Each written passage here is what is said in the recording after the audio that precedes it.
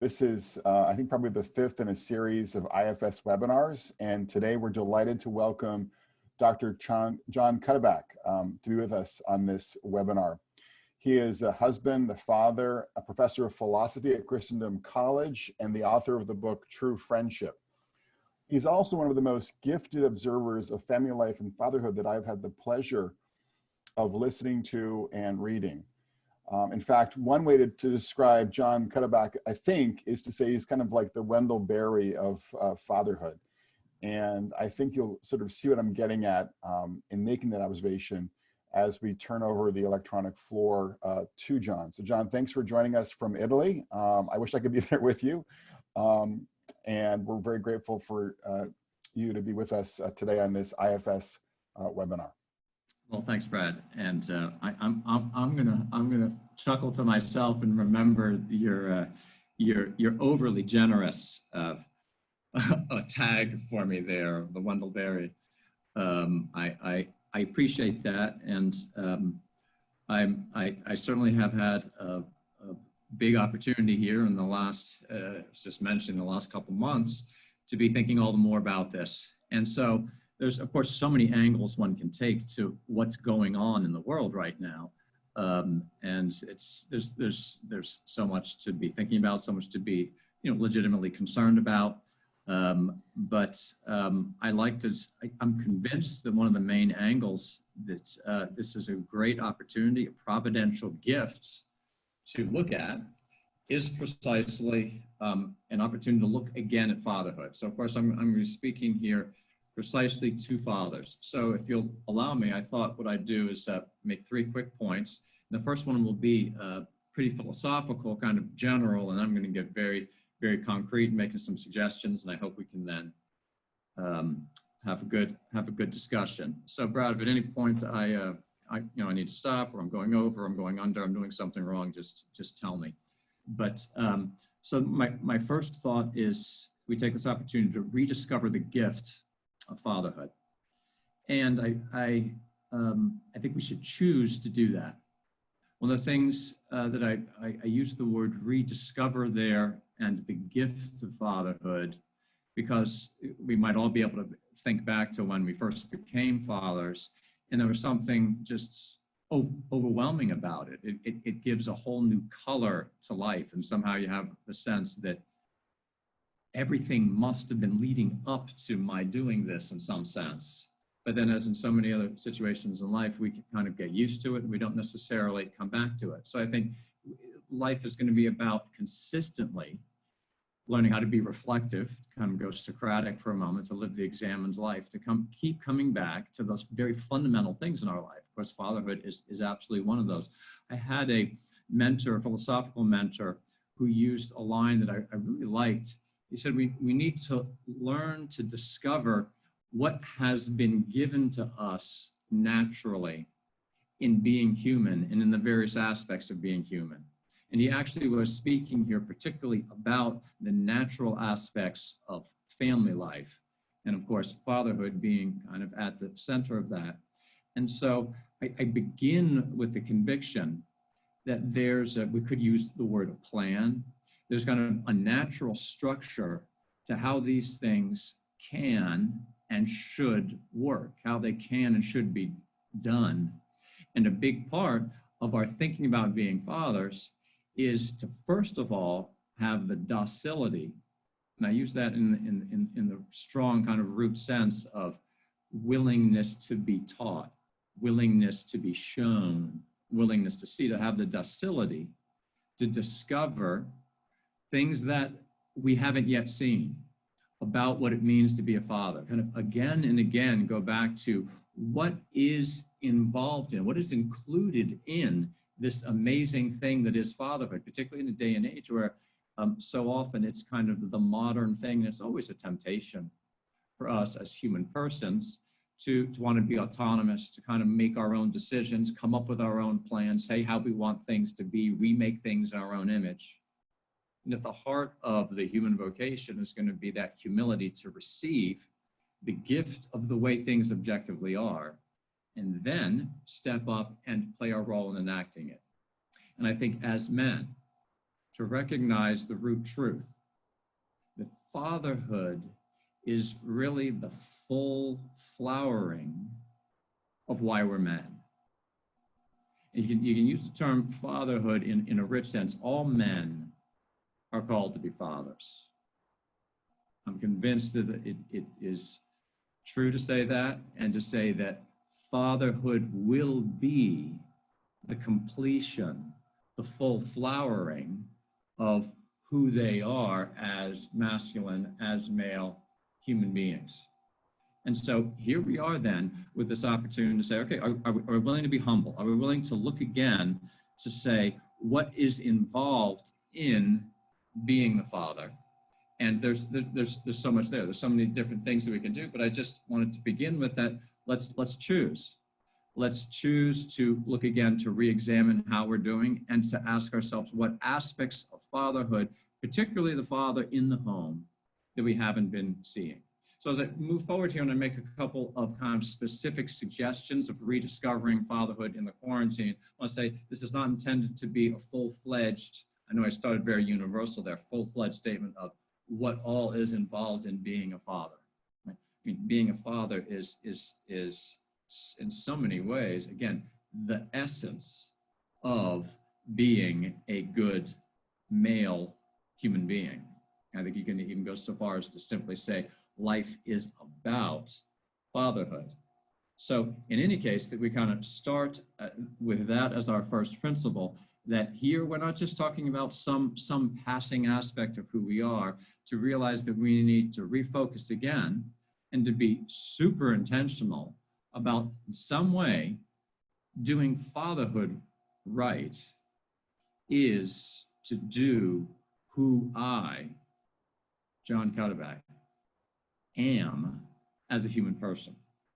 So I know that was a very universal level. All right, let's go ahead now and kind of descend into a couple of suggestions that I'm going to make here, particularly again in view of the situation of I'm kind of assuming that we're having more time at home. And so how can we look at that and make the most of that? Well, first suggestion, choose to be present. Choose to be present. I absolutely love, and this is actually a very Wendell Berry term, what is human presence? Right? That's a very rich notion in itself. But let's begin by examining how present we are in the home. And this is something that I've been doing a little of recently. I want to share a particular example. It's going to be different for different men. Each of us are always going to have to exercise the virtue of prudence. Remember that great cardinal virtue of prudence. It has certain universal principles, but it's going to have to apply those universal principles in your particular concrete circumstances.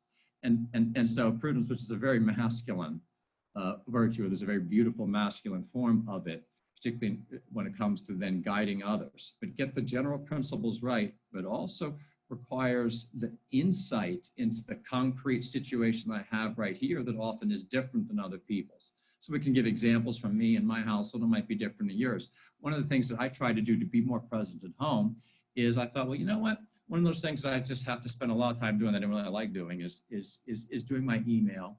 And I was one time, doing my email there in the living room, thinking, well, this is great. At least I'm kind of there. And my wife ended up saying to me, John, I hate it when you're in the living room with us and you're doing your emails. She said, somehow it's almost worse than you're not being here, because you're there, but you're here, but you're not here. Now, maybe there's just something particularly bad about me when I'm doing my emails. I'm not saying that that's going to be a universal thing. I want to say that gave me an opportunity to look again and just to ask some harder questions of myself of how am I doing in being present at home? Because presence at home has to take certain concrete forms, right? So remember, a good philosophy of human nature here: soul, body, composite. We live in the body. Human actions are done fundamentally in and through bodies, through bodily signs. Home is a place. So if we're going to be present, sure, we can try to be present in certain ways when we're also absent in body. There is that aspect. But fundamentally, it's going to be by being there. Well, what are we doing? I just like to throw out, as part of the self-examination, I think that a lot of us dads think that we're much more present at home than we are. And I think it might be interesting to try to look at it through our wives' eyes, through our children's eyes, and maybe that means, in the case of our wife, asking, really asking, and then really given the opportunity for her to think it through and to feel safe in responding. How am I at being present with and to my family? And I just wanted to make the suggestion here. It's going to sound very simple, but I think it's actually extremely radical and extremely powerful to really plan on being bold, stepping out. It's so hard to do. It's kind of easy in theory. So, oh yeah, that's great. I'll just do that. But then when it comes down to doing it, it's hard. Choosing those specific times, I'll call them pockets of presence, where I'm going to be there in the home, and it's really going to be completely, not in a phony way, not okay, here's dad, let's do something great, but in a consistent, habitual, reasonably dependable way. I'm going to be here, and I'm going to enter into the activities in a way that doesn't make it look like, now this is daddy's project. He's going to really kind of jump in now and do something special. But this is who I am. I'm here now to do what is so much at the center of my heart. So now let's such and such. And then I ran the drill, and I was just writing down some notes to myself of different things that one can do there. And is it going to take the form of let's play a family game? No, really, daddy wants to do this. Let's such and such. And daddy takes the lead here. Let's have a discussion about such and such. Let's do a reading. Let's talk about such and such issue. Maybe it has something to do with the coronavirus. Maybe it has something to do with some political problem. Maybe it has something to do with some family problem. Let's sit down. Let's gather around. Hey, come on in here, Dad. We're gonna make a dessert. We're gonna make some coffee. We're gonna sit around, and we're gonna do this. Let's just be together.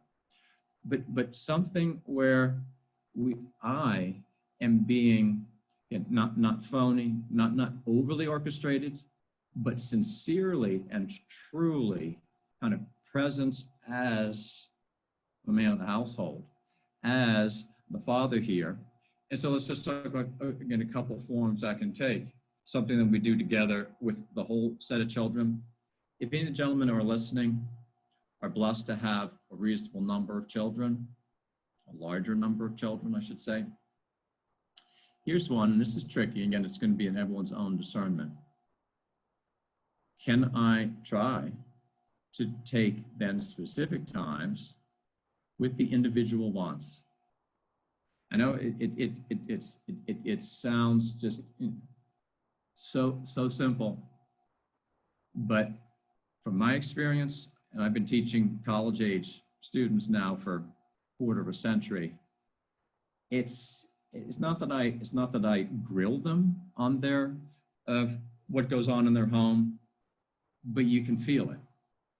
And so often, children from even very strong families, it's obvious the relationship they have with their fathers is thin.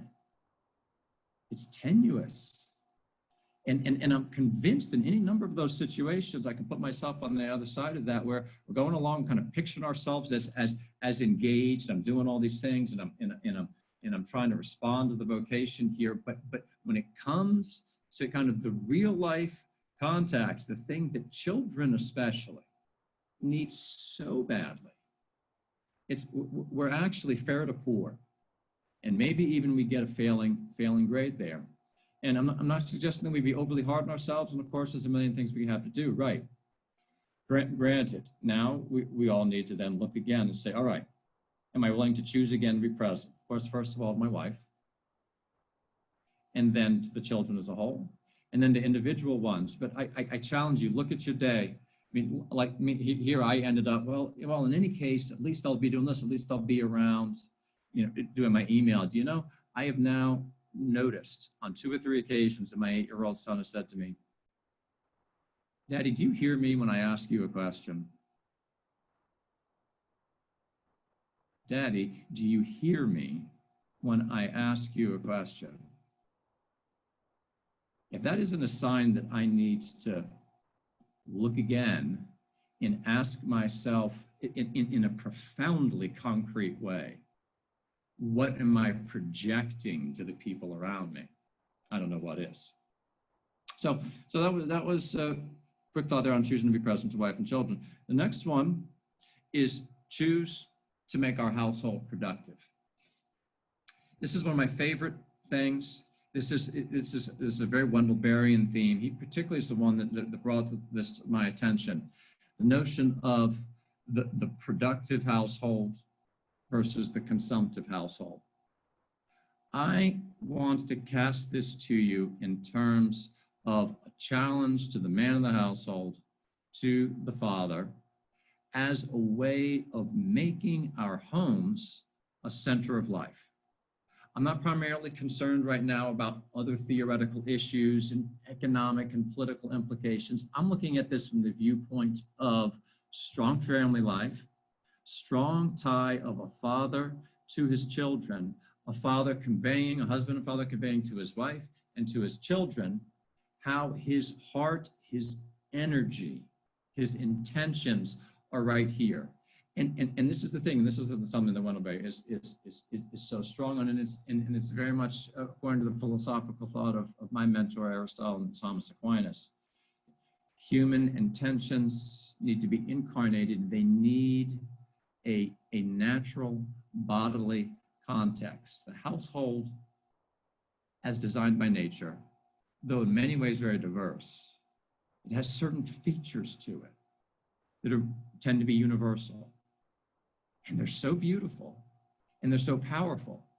If, again, we have the docility to kind of tap in and recognize we can't remake the household according to our own designs. We need to be willing to discover it's something that somehow is of nature. The household is a place of work. It's not just a place where people sleep. It's not just a place where people eat together, although even that it can't be taken for granted. It always has been a place where fundamentally family and then the associated persons work together, and fundamentally in that work, they make a life together. And so this is a very concrete way. Again, in the spirit of Socrates, always examining, looking again. Let's make an examination. What are we doing in our home to make it be productive? And again, I'm suggesting this precisely from the angle as an opportunity to rediscover fatherhood as a role in a household, which is a community of life where we all come alive together daily. This is Aristotle in the household. It's a daily community. There aren't other daily communities. It's to be the most proximate community. It's life on a most humane scale. So I would recommend choose 1 or 2 areas where we're going to say, this is the work that we're going to do in this household. And we're going to focus on that. Part of the challenge is we have so much work to do outside the household. And great commentators have pointed out, and I think it's a great point to make when it's time to go into the moment, of how that's a special challenge for us, that so much of the work we have to do to support our family is going to have to be outside the household. All right, there it is. Let's deal with it. But so how can we nonetheless choose to be present? And again, this fits very nicely with the other one, because work is one of the best forms of presence. I always have ringing in my ears something that one of my sons said to me, frankly. It was after we'd castrated a pig together. And he did, and it had been kind of a raucous time. It had been a little edgy, and we ended up getting it done, and we got it done well enough. And my son, oh, he was, I don't know, he was 11. And he just said very unselfconsciously, Daddy, I love working together with you. That particularly among men, to be able to kind of focus on something else that we are putting our energy into together. This is presence, or in any case, we can intentionally make it a way of being present. So what is it going to be? Is it going to be growing food? Is it going to be cooking food? Is it going to be preserving food? There's something about, there's a certain, I'm going to use the word magic. There's a certain natural magic in the things that are closest to human existence, the things that most kind of speak to basic needs. And that's why food has, I think, a very special role here. It's always right there to hand. Of course, we know we need it. And there's always work reasonably that can be done that will make a difference, and you'll feel a difference in day to day. But it's not only food. Is it going to be carpentry? Is it going to be learning how to craft certain things out of wood, whether it's decoration, whether it's tools? Something that would make a difference in the household? Is it going to be basic crafts? Is it going to be things such as electricity and plumbing? The things that are the type of things we have to do to keep our house going, you know, and you know, how often in the old days would have been something like auto mechanics, not that old days, but a little while ago, auto mechanics, you know, more and more, cars are too difficult to work on. It's funny, so many factors are working against us, but let's not cry over spilt milk. We can find, and I challenge you to find, if it be but one or two areas where together with the family, and depending, maybe it's one that we do with this group, one with that group, and age sensitive, this is where prudence has to make the discernment. But what an opportunity now, if you're still in quarantine, you're still having that extra time to establish certain habits there that will be ongoing. I see it especially in young men who have been taught things that are real. Is it hunting? That they've done, often they did together with their fathers. You feel on them. They're more comfortable in the world. They feel their place. They feel their competence. They feel different, they have a different feel on them than the rest of their generation. It's so much just about consuming stuff. Right? No, I know how to do this. And I learned to do it in a context where I love doing it together with those I love and for those that I love. This is the simple stuff of life. It's in these things that we're most of all going to express our fatherhood. So how about that for now? What do you think, Brad? How are we doing on our time? Yeah, that's a great start, John. I think thinking about issues of presence in the home and productivity in the home. If you could just maybe say a bit more about how you kind of try to think about the vision that you're casting here in terms of dads like myself who are in a suburban neighborhood, not in a, I mean, my kids cannot work with me in terms of castrating a pig. So as you think about kind of translating this, you know, this vision to dads who are, or even obviously dads living in an urban context, Yep. what would be some concrete takeaways you would offer for dads living in a suburban or an urban context in terms of the productive work they can do with their kids, for instance? Absolutely. I think that's key. And I know, I mean, I in many ways am a country boy, and I love it, and I promote it. And I think a lot of families are attracted to it because in certain ways it's kind of right there at hand that, well, here's a place where we'll have these healthy things that we can do together. You know, sorry to just keep coming back to Wendell Berry, but since you made your earlier comparison, I once was hearing a lecture that he gave, and he just said, so many people write to me about moving to the country, and I say to them, that may well not be the answer for you. Right. This is about much deeper principles than do you live in the country or not. And so, so, Brad, I think even all of the examples that I chose here, I'll try to give a couple more, of making a productive household apply absolutely to rural, suburban, or urban. And I would, and I'm not trying to sneak back in the agricultural, I think, in an undue way by my saying this. I'm convinced we all do need to be connected to the earth. Even in urban situations. Interesting, my being in Italy and 2 months ago, being able to move through some of the towns in the way that they're still very much kind of rooted and connected to the earth, even if it's just by certain plants that are growing right there, or the way that they groom things. So I want to say, you don't have to have a green thumb. You don't have to be out in the garden all day, but everybody, urban and suburban included, are in a place and should be thinking in terms of some connection to the earth. So I do, even for you, for them, for everyone, recommend at least some way of trying to grow some food, of taking care of the earth and flowers and a tree. Is it just an apple tree? There is something that is of nature about that I would encourage, and there's nothing second best about that. You're not being phony. This is what in those suburban urban contexts can be done in a fabulously good way. Likewise, all the other crafts, making anything with our hands, working with wood, and again, these more contemporary crafts of electricity and plumbing.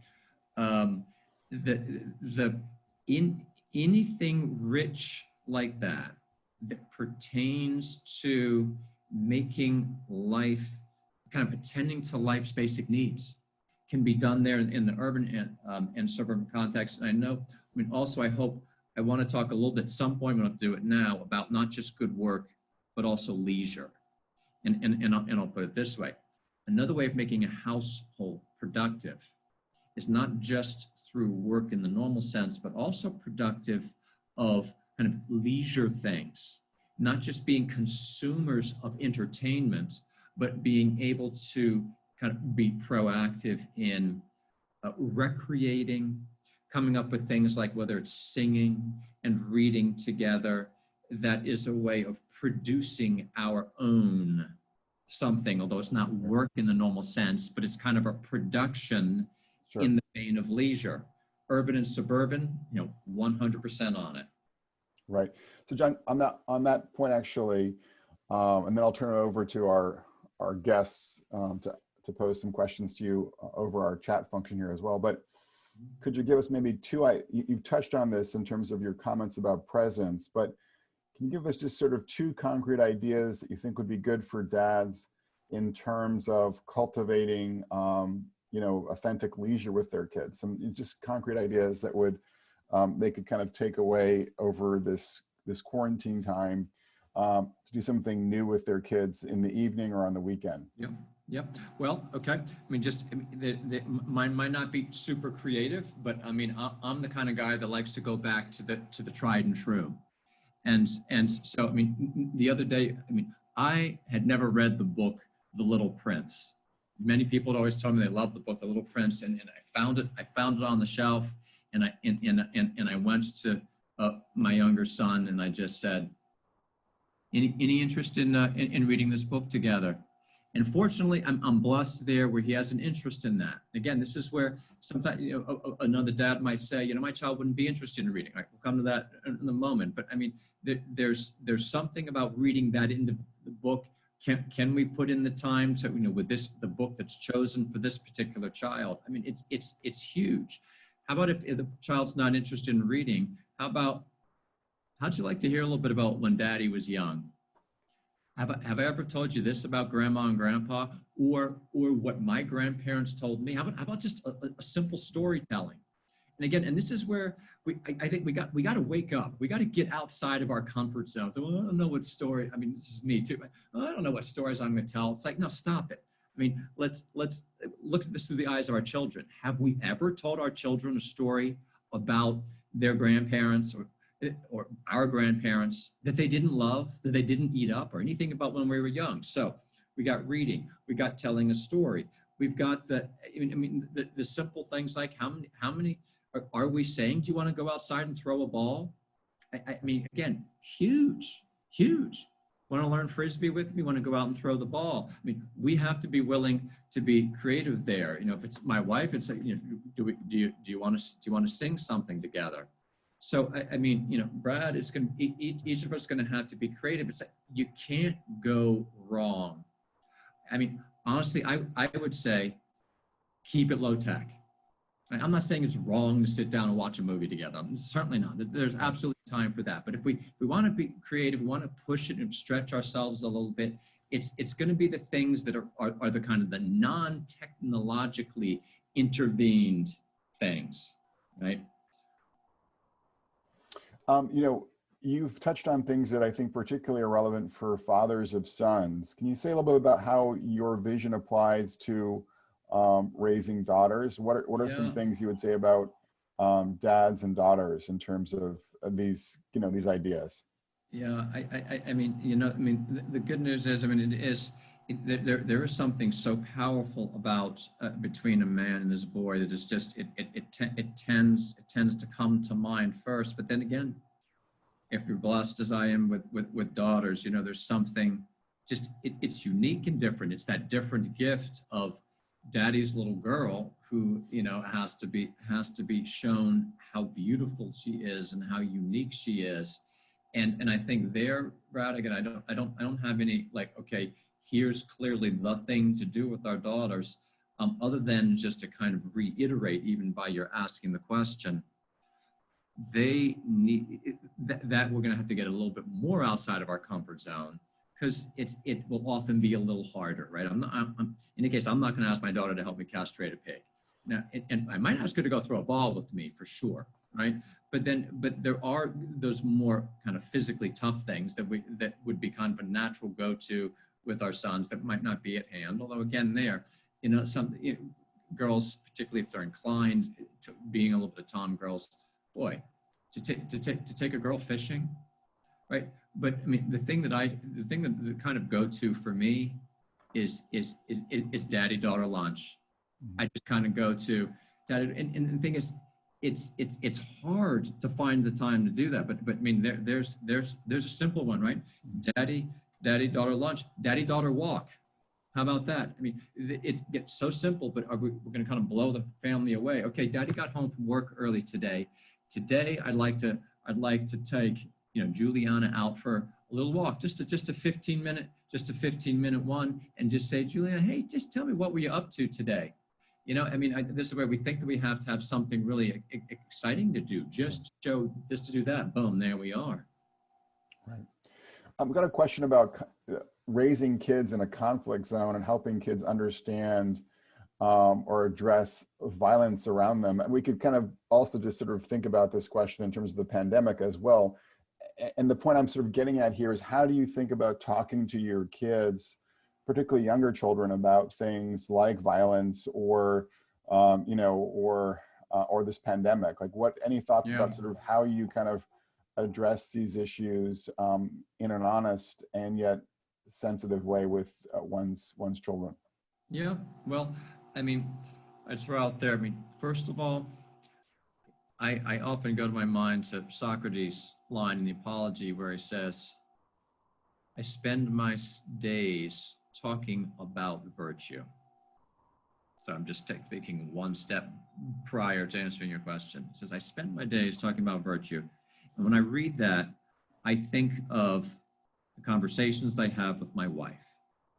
Conversations I have with my, because what does virtue really mean when Socrates says that, other than I spend my days talking about how am I going to live the good life?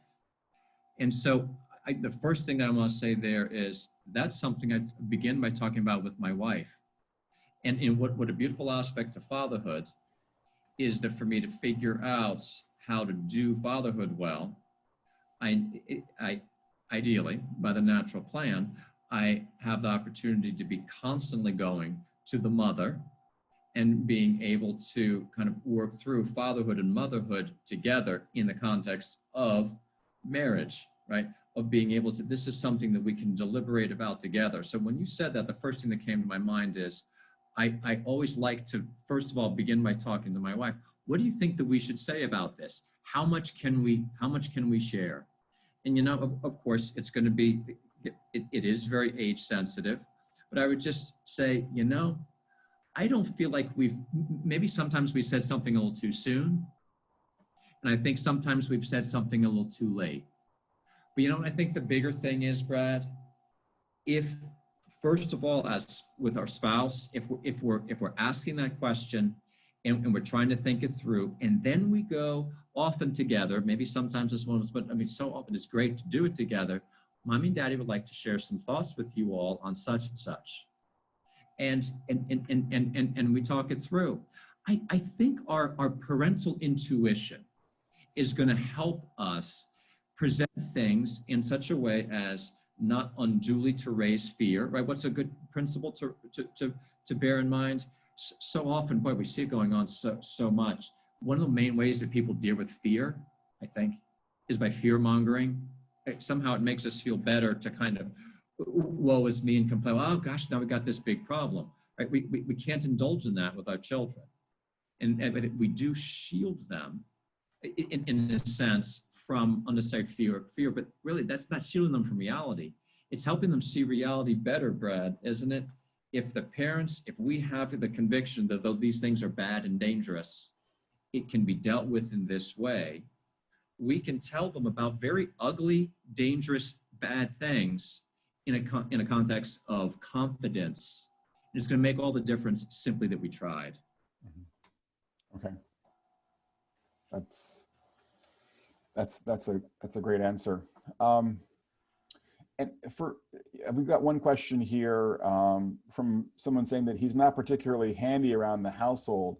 And for those of us who are not especially handy, are there other ways that we can kind of, exercise this gift, this vocation, in not or less physical ways? Any thoughts on that question? Yeah.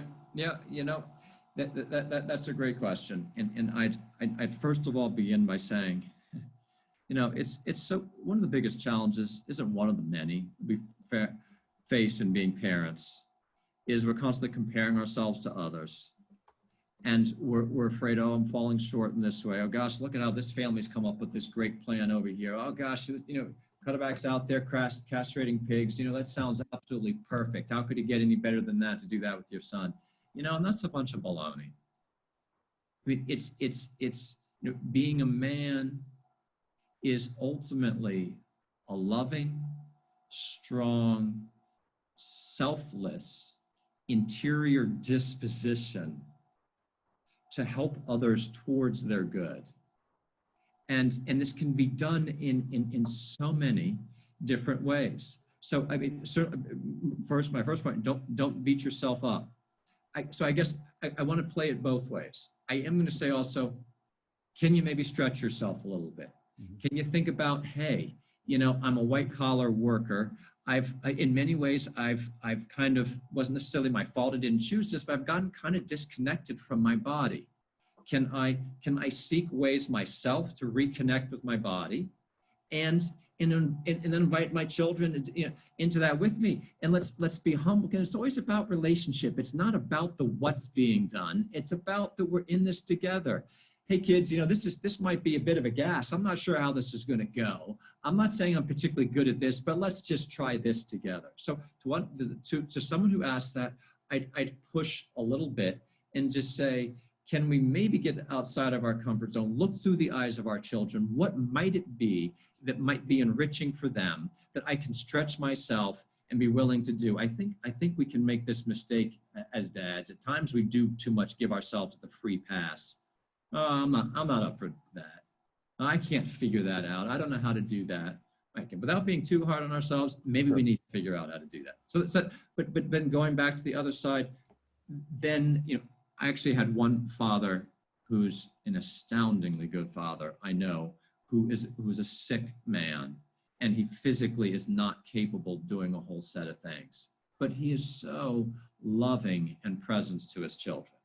Right. And so we can find these other ways, Brad, even if it is just go back to, okay, well, Dad's not going to be able to do a whole lot of stuff out there, but we can study some of these things together. We can read about some of these things together. We can talk about these things, that's okay. To the extent possible, concrete physical work in the household is a good thing. And I'm going to keep pushing it on us, on you, to the extent that we can. But it's not end game. And if we're and so it's not something to despair over. Now, obviously, you're writing a book right now on, I think, sort of men in the household and in the family more generally. As you've been sort of writing this book, preparing for this book, are there particular books that you think are helpful for the rest of us to sort of be made aware of that tackle questions related to fatherhood, family life, marriage, that you want to kind of bring to our attention? Boy, that's a great question, Brad. You know, boy, it's always that's always a tough question. Well, I shouldn't say always. There's certain areas where there's more books that I've benefited from that I'm happy to share. I will say on kind of the theoretical level, some of these principles, I have learned a ton from Wendell Berry. And I'm trying to remember, you know, which he has a number of books of essays. You know, What Are People For? And The Unsettling of America. One of the things that I particularly, there's an essay, one of the essays in What Are People For? Is something to the effect of feminism, the body, and the machine. And then there's a very similar chapter in The Unsettling of America, where the theme was kind of household as a common work of husband and wife that gives the context to make a life together.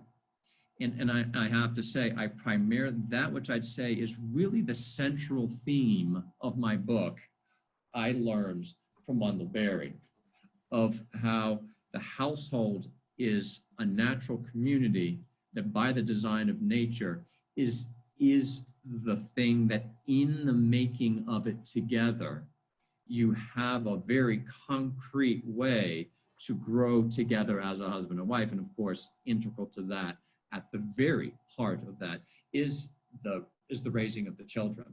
So that's the immediate thing that comes to mind. I'm going to ask you to give me a moment to brainstorm about what other books, and if I can think of any more, I'll say them to you before we wrap up here.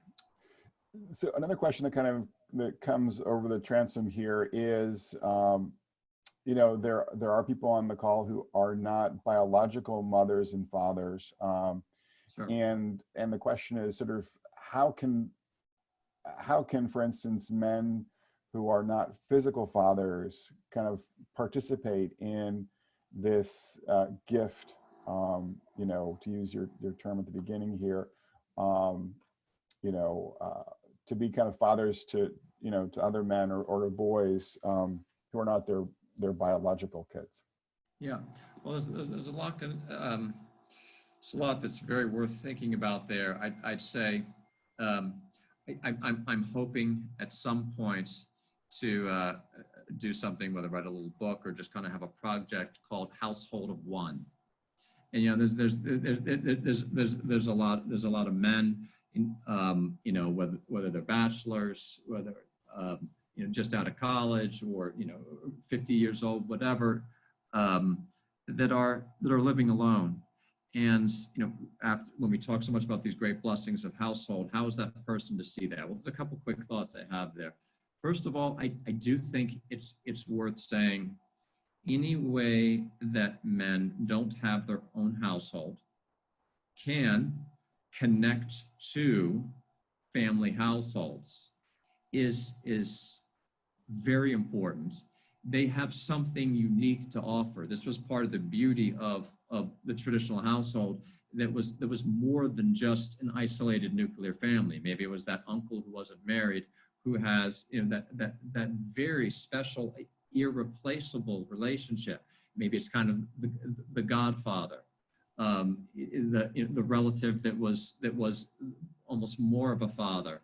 So I'd say, first of all, this isn't to say that unmarried men don't have their own household to some extent, and don't have great meaning in kind of their own individual life here. But I do think it is worth saying that it is always worthwhile recognizing the unique contribution that those men can have. They shouldn't feel disconnected the way that our society in many ways makes it difficult to be connected. So I'd say reach out in any way and think in terms of, I can offer something unique, whether it's just to my best friend's household, to my brother's household, to some other relative. How can I try to be involved there? Here's another thing. We can make our own even little household of one, or maybe living with several other roommates. Maybe we're grandparents and now we're not raising children anymore. There's a way that we can make our own household a place of presence, of beauty, of good work, and of real leisure that can be a very fatherly place, a homely house to invite other people into. One of the great aspects of households that we haven't mentioned is hospitality. Right, a household can be an epicenter of hospitality because it's a way of sharing that rich life that's going on there. Well, the non-married can do that same thing too. So I just say very quickly, they can be doing things even if in a slightly different way. Many of these same principles. Again, presence, good work, real leisure, beauty, and bringing others in and sharing it. And that's a way of them bolstering, having over other families, patterning for them what those families could be doing in their own homes by making your own household, which is not the household of a family, a pattern of rich life, because these principles aren't simply about having children. The life that a husband and wife share with one another is a life for them that they seek to share with their children. Well, you can be living such a rich human life also, even if you're not in the married state. John, the final question I wanted just to throw your way is based in part on a question that we've gotten, is sort of how do you think about technology and fatherhood? And obviously, you actually have a new website or revised website, which you can feel free to mention. So you're not necessarily obviously opposed to using technology in service of the good, but how do we think about technology kind of in a helpful way vis-a-vis our children and our roles as fathers? Thanks for asking. I love the question. I mean, it's all about technology for the good, right? Here, we need to be rational. To be human is to be rational and try to be rational well. And we need to always bear the end in mind. My favorite critique of technology is that the tool, because technology is always about a tool.